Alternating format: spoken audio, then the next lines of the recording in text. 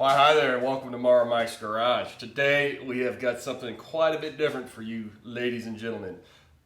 What we're doing is an emergency response video.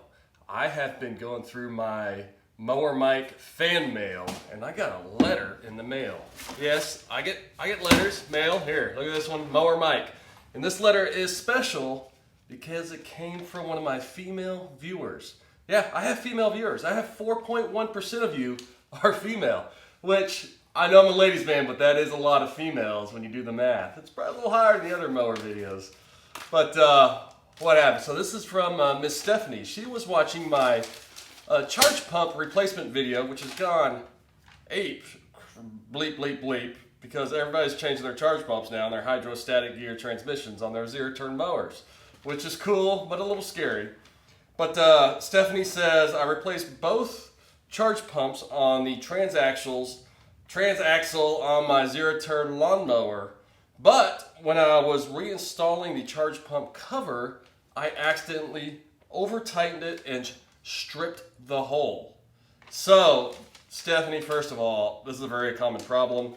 I actually did the same thing right before I shot that video and had to fix that hole. So, what I'm going to show you today is how to fix a stripped bolt hole. And it's real simple. I've got some tools here, and we're lucky enough to actually have in the Mower Mike backyard, I have an old hydrostatic gear transmission. This is out of like an 80s Husqvarna, but it's got the same charge pump cover as on my other video. So what we're going to do is first we're going to do a little stripping. Oh, sorry about that.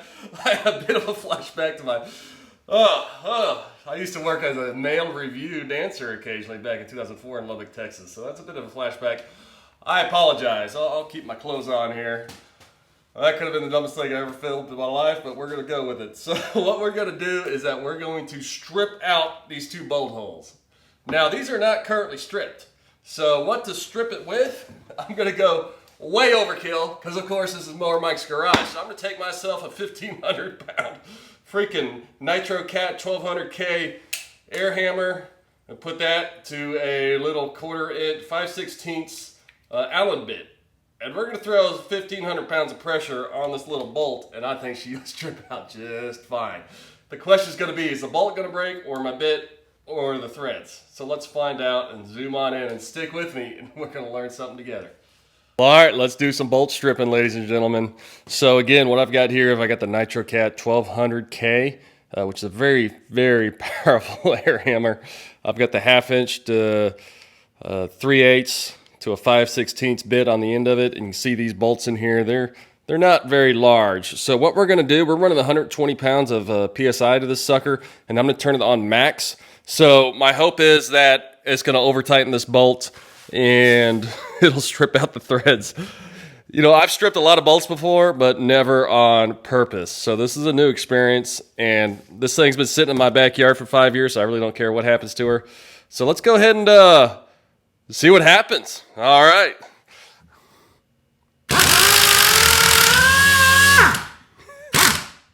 Well, that did not work, ladies and gentlemen. As you can see, it stripped my bit. So let's go with, no, it stripped the bolt out. So we're going to find a different way.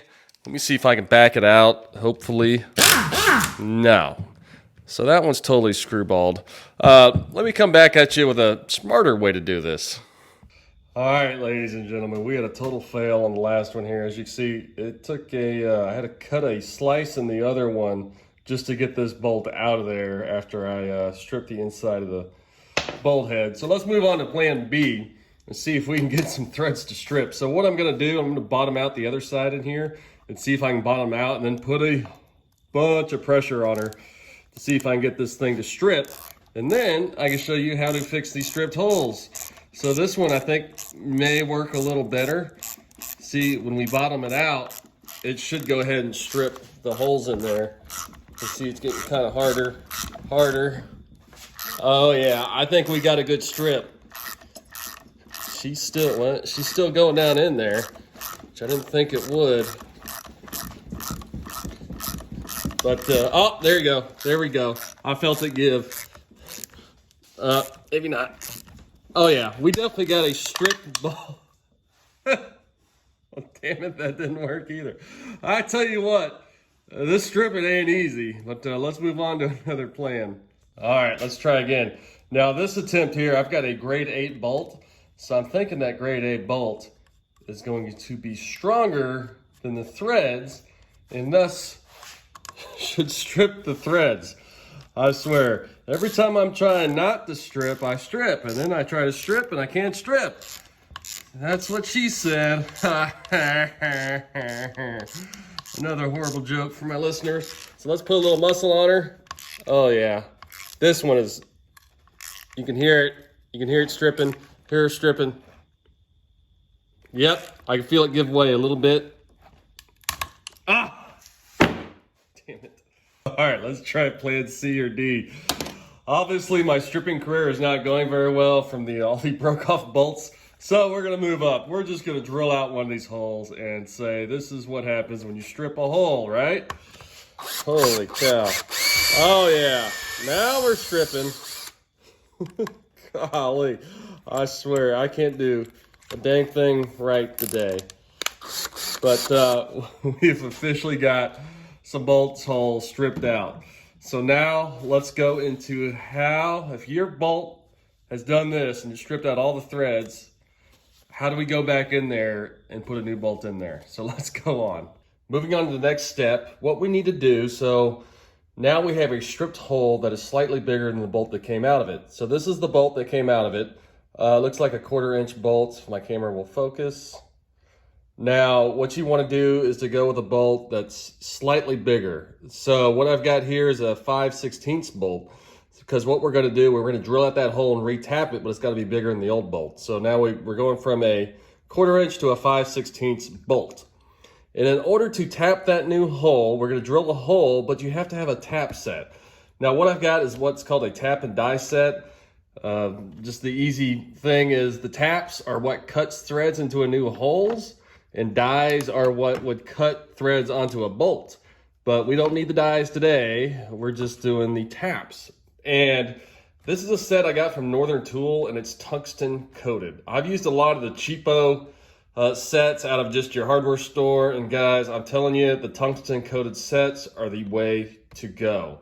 They just work a lot better. They're not even cut out. I think they're straight tungsten. I'll go ahead and put a link to an Amazon set down below. But now, the way to find which tap is going to go with this bolt. Now, I used to work in the hardware store. Well, I used to work in the low hardware aisle. It used to work with bolts all day long. And I'm going to show you guys a little trick I used to use. So you want to find the tap that matches the threads on this bolt here. In order to do that, you've got to go through each tap. Now, first you want to match up the tap that looks like it's about the same width, but then you come down and you look at the threads, and you can see on this one here, now if they have the same thread pattern, they're going to slide in there just like a baby in a crib. But this one here, it's not really matching up, you can see. So let's go to the next size here. Now look at this. Let's see if the miracle of Apple can actually get something that close. Oh wow, look at that. That's awesome. Look at that. Now look at those threads. You don't see any light through there, and they slide right on top of each other. So you know where these guys have the same thread pattern, and you can see that the tap is a little thicker than the actual bolt. So this is it. So these are both 5/16. So now we've got the right tap for the new bolt, and we've got our little tool here. And the way it works is this tool, this just was what holds the tap, and you just tighten that sucker down, and you've got your little tap tool. So now we're gonna go back to the hole and drill it out, cut ourselves some new threads, and throw a new bolt in there, show you how it all works. So let's roll on to the left here. All right, so next we wanna prep our hole.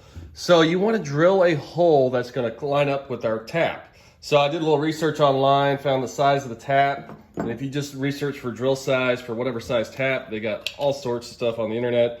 Found that mine would take a 5/16 drill. So what we're gonna do is we're gonna drill in this hole and make sure it's 5/16.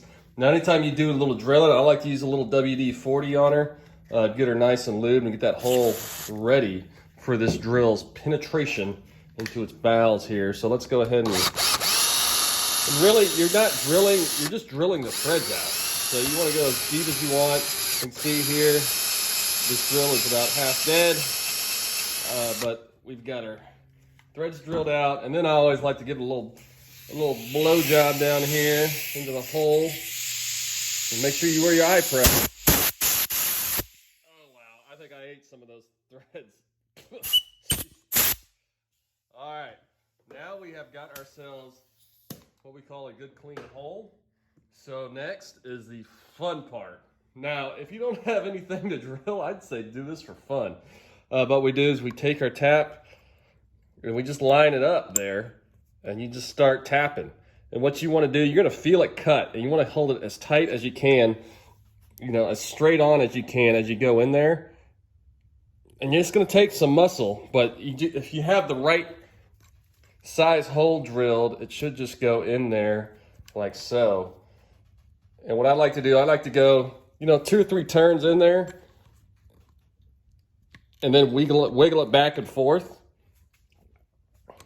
And then come out, you know, clean off your tap a little bit, give it a little WD, and then go back in there. And just keep easing your way down in there as you tap out this hole. All right, adjust my camera so you guys can really get a view, feel like you're here in the shop as I tap this freaking hole out. And it's gonna take a little wrist strength too, but just keep easing her on in there. And the first few threads are gonna be a little harder, but once it catches those first few threads that you cut, it's gonna start getting easier and easier. And as you cut, you wanna cut and then back it out. Cut and then back it out. That way you don't get the threads all gummed up with what you're cutting out of there. And I like to give it a little shot of air, WD-40, whatever you got. Just keep those threads clean as we cut down in there. Now, did this work? Now, if you remember, we went from this size bolt to now this size bolt. Let's see if she goes in there. I really am hoping she does for camera sakes. Oh my gosh, look at that. Look at that. Oh my gosh. That is a new tapped hole. I mean, real good. Use her in and out there a few times. As you can see, that is how you tap new bolt holes.